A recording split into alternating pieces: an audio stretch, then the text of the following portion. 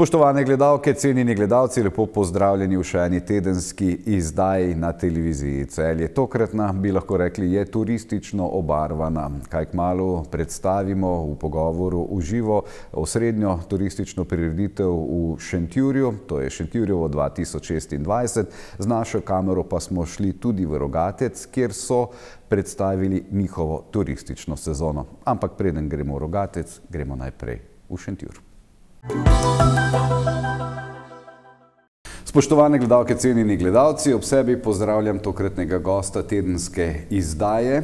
To je Jure Rastočnik, direktor razvojne agencije Kozjansko. Jure, živijo, lep pozdrav. Lep pozdrav tudi vam in vašim gledalcem.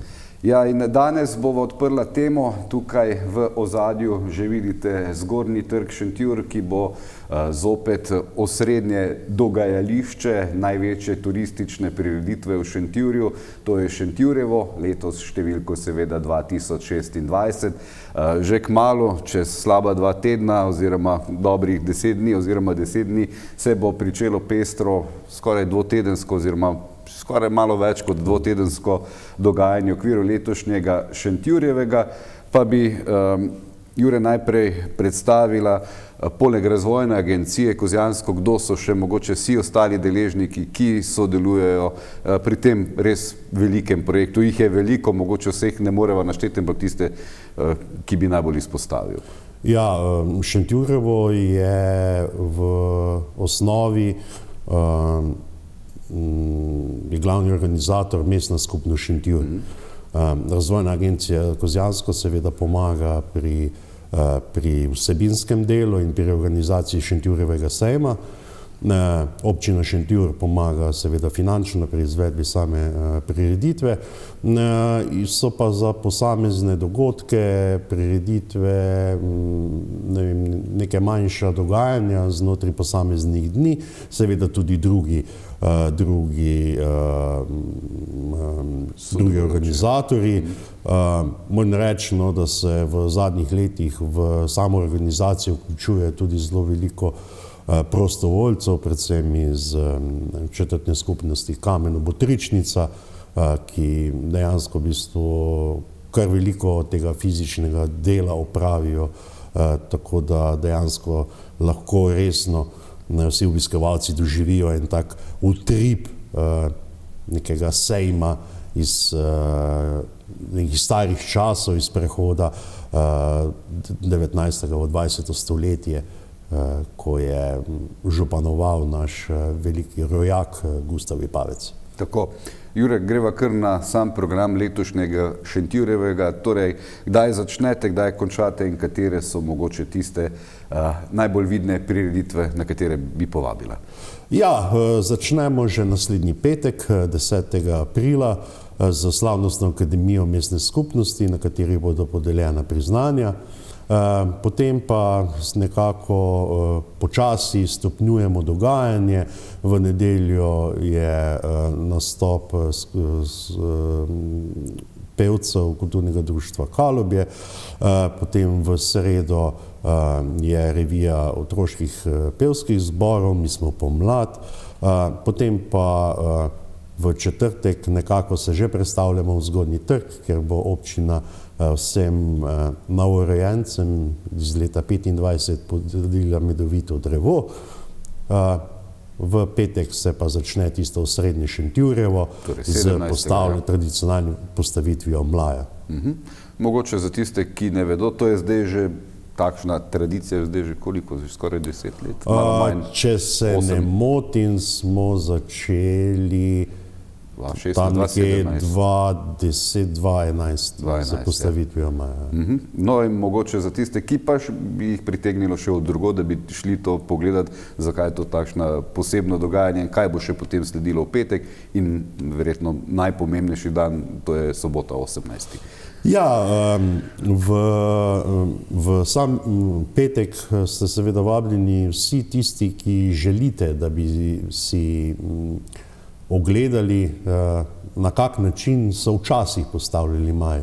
Mlaj namreč pripelje Šentjurska konjenica, postavijo ga krepki fanti iz Butričnice Kamenga, pa iz Gorice pri Slinici, Loke pri Žusmu, Svetega Štefana in dejansko v bistvu vse, kar delajo, delajo na roke, tu ni nobenega stroja, tako da za tiste, ki si mogoče ne predstavljate, kako postaviti 25 metrov visok mlaj sredi trga, vljudno vabljeni. Je pa letos nekako šentjursko dogajanje posvečeno tudi lovcem, saj šentjurska lovska družina praznuje 80 let delovanja in v ta namen bodo v novem Trškem kozolcu predstavili živali in pa nekako habitate njihove v gozdu, tako da vljudno vabljeni tudi na to razstavo. Hkrati bo tudi nekako potekala razstava Niti časa, kjer bodo predstavljeni kostumi folklorne skupine Lindvar. Nekako zaključi se pa vse skupaj z razglasitvijo Pavčevih vin in pa slavnostno akademijo z lovskim društvom z glasbenim programom. Glavnina dogajanja je seveda potem v soboto, kjer se ob 8. uri začne najprej sejem, potem kuhanje šentjurjeve kisle župe, ki jo bojo letos, glede na to, da smo posvetili nekako lovcem osrednjo nit, bojo kuhale lovske družine. V bistvu gre za tekmovanje, ne? Ja, seveda, tu se tekmuje za zlato kuhalnico, za najboljšo kislo župo šentjurjevega. Ponavadi so ta tekmovanja zelo napeta, nekako se različne ekipe zelo trudijo, da bi tako skuhali najboljšo župo, kot dejansko v bistvu tudi se predstavili na najbolj lep oziroma zanimiv način. Ob 9. se začne tradicionalni Šentjurjev pohod, ki pritegne množice ljudi, ne samo učencev osnovne šole Franje Margaja, ki jo organizira, ampak dejansko v bistvu se tega pohoda udeležijo tudi drugi. Potem bo skozi cel sejem bodo gospe iz društva kmetic organizirali srečelov, kasneje bo za najmlajše jurčkovanje, pa Jurjev nastop glasbene šole, kasneje potem tekmovanje mladih harmonikarjev, regijsko srečanje veteranskih god in pa vse skupaj se zaključi z veselico z ansamblom Pik. Ves ta čas bojo pa odprti tudi vse muzejske zbirke v Zgornjem trgu. Tako da vljudno vabljeni. Ja, to je potem tisti glavni vikend. Seveda moramo tu vprašati, kolikor se spomnim, vreme ni velikokrat zagodlo, če pa bi ga zagodlo, bi prireditev vseeno ostane na ta datum. Prireditev ostane, seveda mogoče se ne bi izvedli čisto vsi dogodki, ampak kar se tiče teh nastopov pa tega, jih imamo pod pokritim šotorom, tako da tudi če bo slučajno, ampak dvomim, da bo, ker se trudimo prepričati vreme, da bo prekrasno, tako naprimer kot je bilo lansko leto, se tudi kisla župa lahko kuha v šotoru, ali mogoče celo pod kozolcem, odvisno od odločitve, tako da v vsakem primeru prireditev je. Bo pa seveda mogoče malce bolj okrnjena, ampak ne glede na to zanimivo dogajanje v vsakem primeru. Tako. No, tako po tem glavnem vikendu, če tako rečem, pa sledi še nekaj dogodkov, ki jih je vredno izpostaviti. Torej, kaj pa potem še praktično vse do konca meseca aprila? No? Ja, dogajanje se zaključi v bistvu 2. maja. Do takrat imamo še v petek 24. aprila tradicionalno revijo odraslih šentjurskih pevskih zborov. V soboto ne smemo pozabiti seveda na največji rock koncert v naših krajih, to je Šent Rock, ki letos ob 30-letnici delovanja vabi zveneča imena, tako da vsi, ki imate radi Siddharto, Zmeljkov in radi plešete obrok partizanih, vljudno vabljeni, da se nam 25. aprila pridružite na parkirišču za občino Šentjur. V nedeljo je seveda tradicionalna Jurjeva sveta maša, ki se bo zaključila z nastopom Pihalnega orkestra Šentjur. Ne smemo seveda mimo tradicionalne razstave starodobnih vozil, ki je tradicionalno na praznik 27. aprila vljudno vabljeni na železniško postajo Šentjur, pred muzej Južne železnice, kjer boste lahko videli lepotce, ki smo jih vozili mi, oziroma naši očetje, pa tudi kakšen, ki ga je vozil kakšen dedek.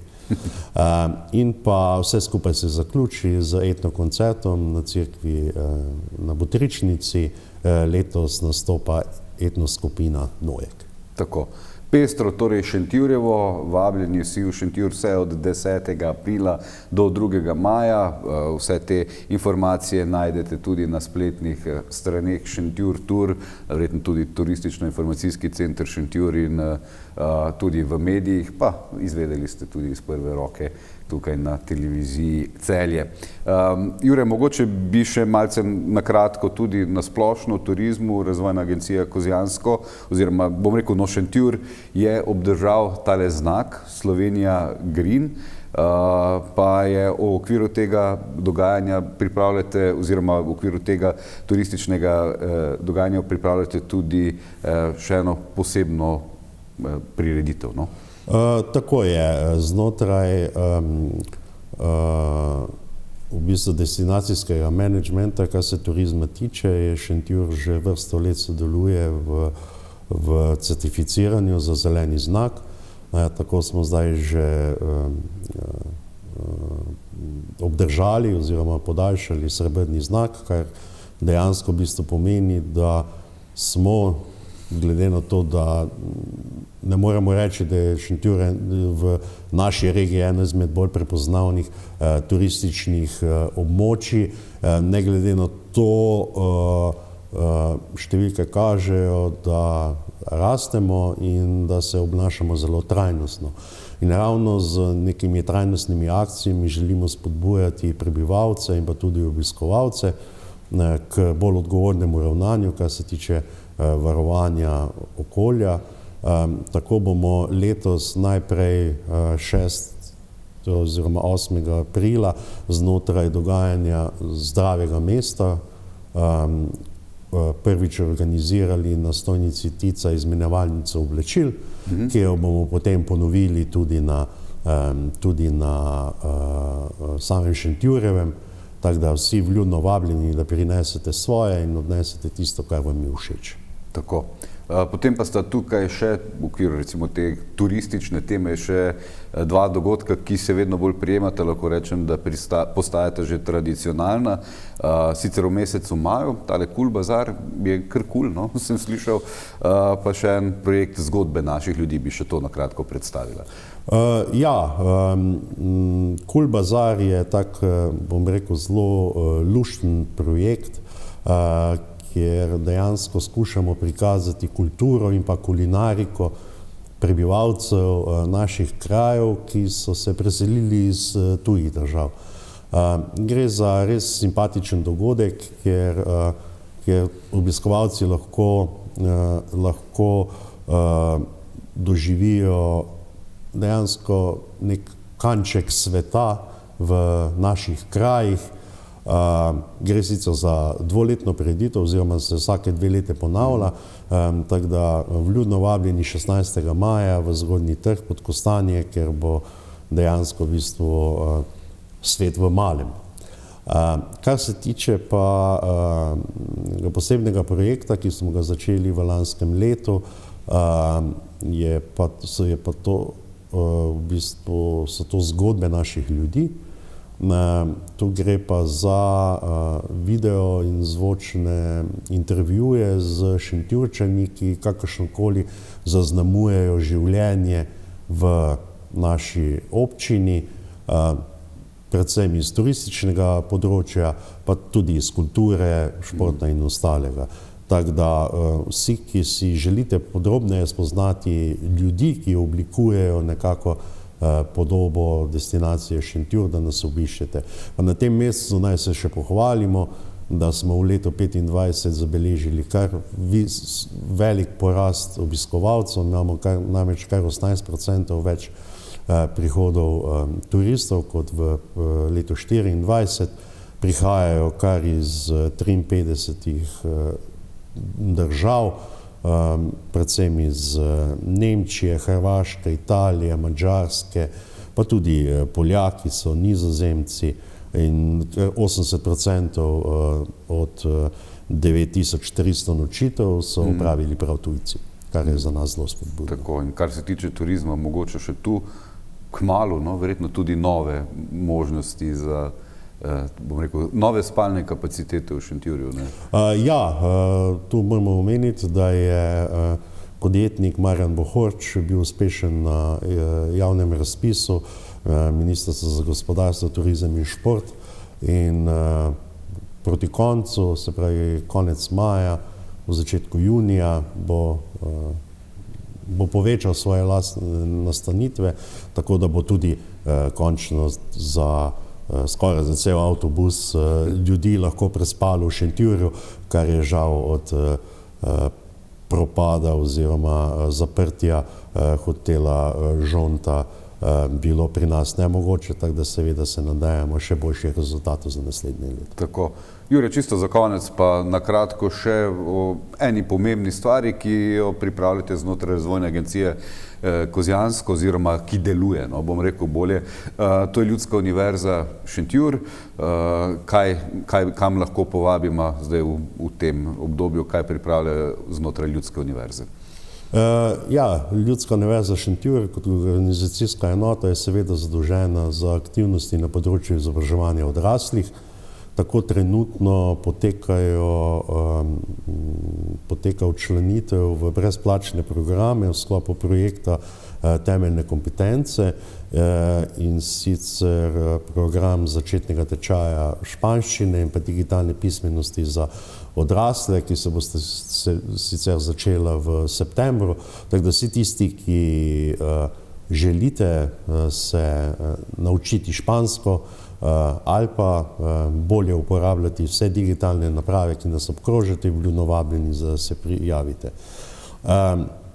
Zelo smo ponosni, da imamo zelo aktivno univerzo za tretje življenjsko obdobje. Moramo reči, da letos so kar dekleta in fantje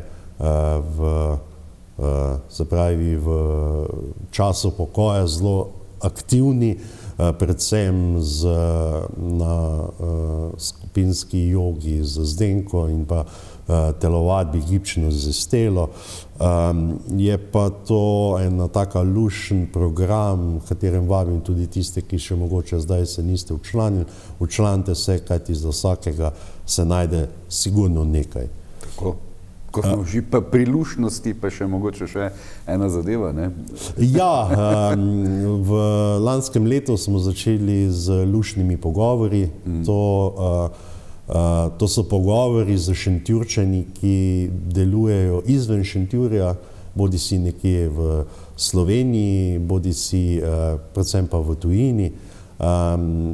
Gre za tak sklop nekih poglobljenih intervjujev, tako da dejansko v bistvu smo že imeli našega znanega radica, Luko Hvalca, ki dela na Valu 202 kot prvega, in potem preko različnih Šentjurčanov zaključujemo v juniju z Sašo Rečnik, ki živi in dela v Kanadi. Tako da vljudno vabljeni k poslušanju luštnih pogovorov, ki jih najdete na sveda spletnih straneh in pa na YouTube kanalu Razvojne agencije Kozjansko. Tako. Jure, mislim, da sva temeljito predstavila in še enkrat lahko ob koncu povabila predvsem na Šentjurjevo ali pa na katerega izmed dogodkov projektov Ljudske univerze Šentjur. Jure, hvala za obisk. Takole bom rekel, upam, da bo vreme, ne? Da ste se... Vreme bo. Da ste v vsakem primeru, ja, ampak da ste se dogovorili, da bo čim lepše, da bo vsaj tako kot lani, no? Ko je bilo res lepo. Torej, vabljeni še enkrat na Šentjurjevo. Jure, hvala za obisk v studiu. Hvala za vabilo in lep pozdrav.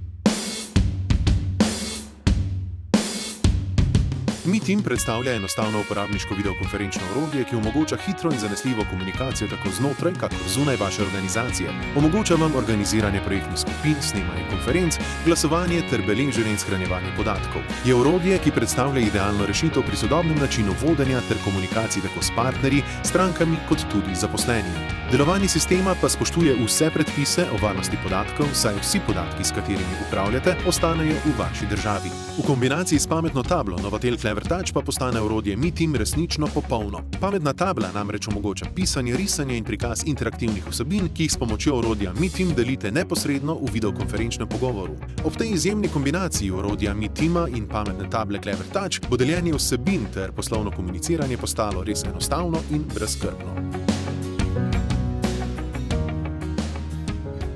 Mesarstvo Čas vam v lastni mesnici na Savinjski cesti 77 v Žalcu ponuja meso in mesne izdelke. Poleg svinjskega, govejega in telečjega mesa nudijo tudi domačo perutnino. Iz lastne proizvodnje priporočajo hrenovke, pečenice, krvavice in domače klobase. Po naročilu vam pripravijo tudi narezke različnih vrst, kanapeje in druge prigrizke. Za posebne priložnosti organizirajo manjše in večje cateringe na vaši lokaciji z izbrano ponudbo domačih mesnin. Čas je zlato in dobro meso. Cajt je, da stopimo skupaj in kupujemo domače. Trgovine Joge! Kavarna, slaščičarna in restavracija Cankarjeva vabi v mestno središče. Posedite ob dobri kavi, si privoščite zajtrk, malico ali kosilo, vse pripravljeno iz domačih lokalnih sestavin. Novost je bogata a la carte ponudba, pripravljajo pa tudi cateringe in pogostitve. Vsak dan lahko okusite izvrstne sladice, njihovo ponudbo pa bogatijo različni družabni dogodki. Odprti so od ponedeljka do sobote od 7 do 22. Cankarjeva je utrip domačnosti, prijaznosti in lepega ambienta.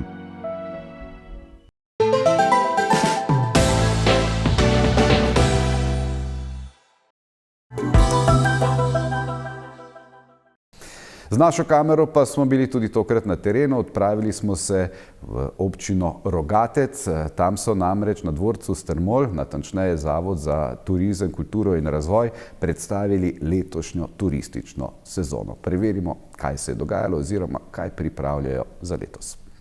1. aprila se tradicionalno začne rogaška turistična sezona. Na ta dan tudi letos odpre vrata ena osrednjih znamenitosti občine in spomenik državnega pomena, Muzej na prostem Rogatec. Lani so v Zavodu za kulturo, turizem in razvoj našteli okoli 23.000 obiskovalcev. To je 400 avtobusov, kar obrnemo na dan. Mi imamo tudi po 5-6 avtobusov na dan, ko je sezona. Je pa res, da so specifika. Je muzej na prostem, čez zimo ni odprt, ker je nemogoče. Zato imamo nek odpiralni čas, ki ga že leta se držimo. Mi smo odprti od 1. aprila pa do konca oktobra, vsak dan razen ponedeljka. Čeprav je bila rast števila obiskovalcev rahla, pa so ti preizkusili več različnih izkušenj, ki jih Rogatec ponuja. Posebej pomembno je, da je ključni element ponudbe ponovno potrdila doživetja delavnice, ki so pritegnile več kot 6300 obiskovalcev in pomembno krepijo kakovost naše ponudbe. Na področju marketinga smo prav tako naredili pomemben korak, preskok bi rekla. Z digitalnimi kanali smo dosegli več kot 1.200.000 dosega oziroma ogledov in pa seveda 12.000 sledilcev, kar bi lahko rekla, da utrjuje nekako destinacijo Rogatec tudi na področju Slovenije in pa tudi seveda v bližnjih državah. Rast obiskovalcev in njihovo vključevanje sta se poznala tudi na financah. Smo ustvarili 192.000 evrov prihodka, To pomeni rahlo rast glede na preteklo leto, no in pa seveda za prihodnje leto pa, oziroma tekoče leto pa kar, bom rekla, pogumno 20% povišanje prihodkov. V zadnjih letih se je Rogatec s kolesarsko infrastrukturo skoraj v celoti povezal z Žalcem. Na tej osnovi smo skupaj z licenciranim kolesarskim vodnikom, domačinom Iztokom Prevoljškom, razvili nov produkt, e-bike doživetje Rogatec, ki ponuja več razgleda, pa manj napora, ker gre za električna kolesa. Gre za 6 skrbno načrtovanih e-bike tur, dolgih nekje od 25 pa do 70 km. Na voljo so tako lažje kot težje kolesarske poti. Na trasah sta vključeni glavni 2 atrakciji, to sta Muzej na prostem in pa dvorec Strmol, ki bosta seveda tudi dajali osnovne informacije o možnostih izposoje koles, o vodenju in pa nikako ne smem pozabiti oziroma moram poudariti, da imamo tudi v Rogatcu po novem novo namestitev prijazno kolesarjem, gre za novih 6 glamping hiš. V zavodu pripravljajo številne dogodke. Čez leto se bo zvrstilo več kot 120 sobotnih doživljajskih programov, Okusimo dediščino, ki pa omogočajo obiskovalcem ta pristni stik z rokodelskimi in doživljajskimi delavnicami v rokodelskem centru, tukaj na dvorcu in pa v muzeju na prostem. Kot novost na dvorcu pa predvidoma od julija dalje uvajamo mizarsko delavnico, ki bo obiskovalce popeljala v svet gozdov, lesa in mizarske obrti. Kmalu pa že pripravljajo enega osrednjih dogodkov. 18. torej aprila se bo odvil že 9. zeleni festival med 10. in 17. uro. Vstop v muzej bo ta dan prost, festival pa ponuja širok spekter doživeti, zopet, za vse generacije. Začeli bomo ob 10. uri z nastopom otroške folklorne skupine Uršula iz osnovne šole Rogatec, ki bo obiskovalce popeljala v svet ljudskih plesov in tako naznanila, da se prireditev odvija v avtentičnem prostoru, ki je vez med našo preteklostjo in sedanjostjo. Med 10. in 17. uro bodo na voljo sejemska ponudba lokalnih zeliščarjev, pridelovalcev sadik in naravnih izdelkov. Predstavili pa bomo tudi darove narave, namreč zelenjavne namaze in degustacijo hladno in toplo stiskanih olj. Poleti pa pride na vrsto drugi od osrednjih dogodkov, že 28. likov na Taberhi. Za nas je zelo dragocen, kajti zopet nas spusti v tisti čas naših babic in dedkov in pa ljudi, ki so znali živeti z naravo, tudi spoštovati naravo in pa trdo delo. Tako da zopet bomo prikazovali mlačve žita, potem še druge rokodelske obrti, zopet bo Marjetin rokodelski sejem in zbirali bomo že 10. najsirovo zavihanko, ki jo v ocenitev prinesejo gospodinje iz Rogatca in okolice. In mogoče še to povem, da gre to za kar veliko prireditev, kajti pri tej sodeluje 80 oziroma še več, nekje okrog 100 različnih akterjev in nastopajočih izvajalcev. Rogatec se tako prebuja iz turističnega zimskega spanca in vabi na obisk.